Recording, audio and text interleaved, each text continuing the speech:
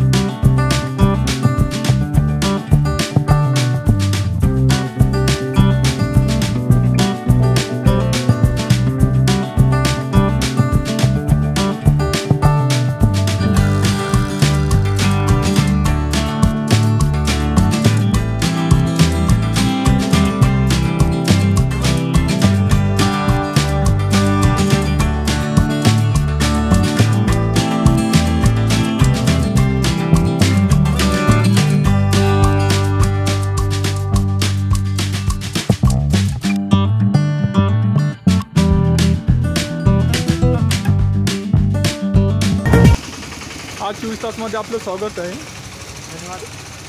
रस्ते खूप खराब झालेले आहे, यामुळे नागरिकांना यायला जायला खूप त्रास होतोय। याबद्दल आपण काय सांगणार, काय प्रतिक्रिया देणार?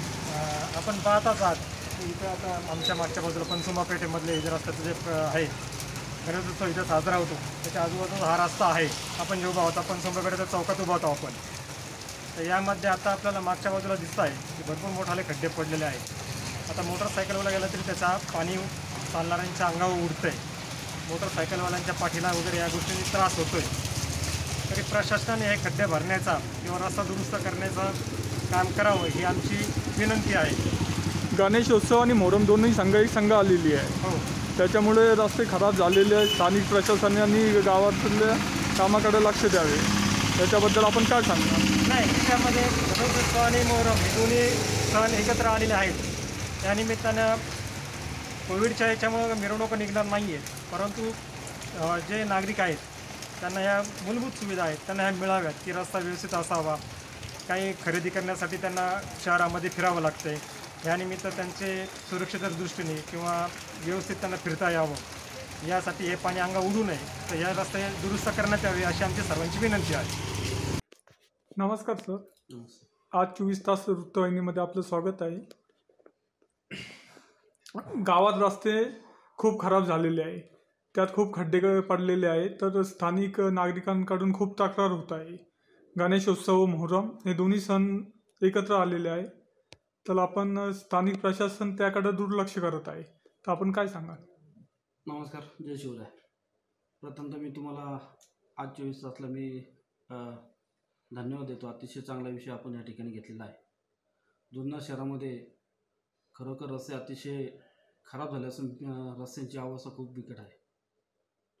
येणाऱ्या गणेशोत्सवामध्ये सदरचं त्या ठिकाणी खड्डे जे पडलेले आहेत ते बुजवण्यासाठी संबंधित अधिकाऱ्यांना त्या ठिकाणी आम्ही सांगितलेलं आहे, परंतु जुन्नर शहरामध्ये जो मेन वाहतुकीचे रस्ते आहेत गावातले पूर्णपणे अतिशय ह्या पावसामध्ये खराब होऊन गेलेले आहेत। सदरचं जर आपण रस्त्याची कामं पाहिली हे गेल्या 2-3 वर्षामध्ये वारंवार आम्ही त्या ठिकाणी भांडूनसुद्धा संबंधित त्या ठिकाणी अधिकारी आणि इतर लोक उडवाउडीची उत्तरं त्या ठिकाणी देतात आणि अतिशय वेगळ्या पद्धतीने त्यांचं ते वागणूक चालू आहे। कोणाच्या जीवावर ते हे चालू आहे हे तर काय या ठिकाणी मला समजत नाही। व आता आमची जी जनरल बोर्डाची मीटिंग 18 तारखेला जी झाली त्या मीटिंगमध्ये सुद्धा मी या नगरीचे प्रथम नगराध्यक्ष श्यामजी पांडे यांनासुद्धा त्या मीटिंगमध्ये मी त्यांच्या परवानगीने जो विषय होता त्याच्यामध्ये विषय मांडला की जुन्नर शहरामध्ये गेल्या 3.5 वर्षामध्ये कोणत्या कोणत्या रस्त्यांना किती खर्च जुन्नर शहरामध्ये झाला आहे याची माहिती येणाऱ्या जनरल बोर्डाची मीटिंग पुढे ज्यावेळेस होईल त्यावेळेला सर्वांदेखत त्या ठिकाणी आपण तो माहिती त्या ठिकाणी सादर करावी.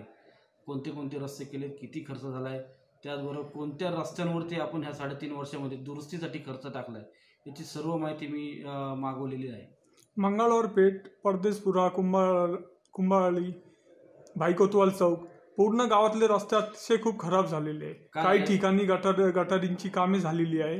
तर त्या गटारींची कामे झाल्यानंतर स्थानिक ठेकेदारांनी त्यावर प्रॉपर मुरुम टाकला नाही.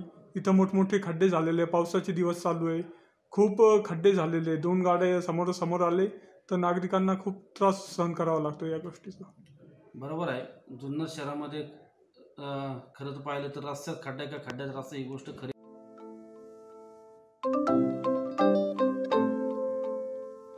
नवनवीन आणि ताज्या घडामोडींसाठी आज 24 तास सबस्क्राईब करा.